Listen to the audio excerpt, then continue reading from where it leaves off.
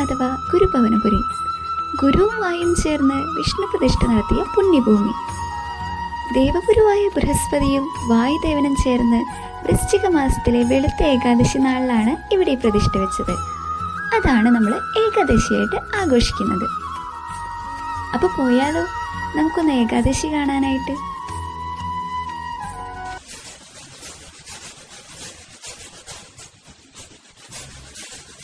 ഏകാദശി കഴിഞ്ഞാലും തിരക്കിന് ഒട്ടും കുറവില്ലായിരുന്നു. അപ്പോൾ ഈ വീഡിയോ ഇഷ്ടമാണെങ്കിൽ ലൈക്ക് ചെയ്യുക, ഷെയർ ചെയ്യുക, സബ്സ്ക്രൈബ് ചെയ്യുക. ഇവിടുത്തെ കാഴ്ചകളൊക്കെ കണ്ടു കഴിഞ്ഞപ്പോൾ നല്ല പോലെ വിശക്കാൻ തുടങ്ങി. അപ്പോൾ അവിടെ നമ്മൾ കുറച്ച് ഫുഡൊക്കെ മേടിച്ച് കഴിച്ചു.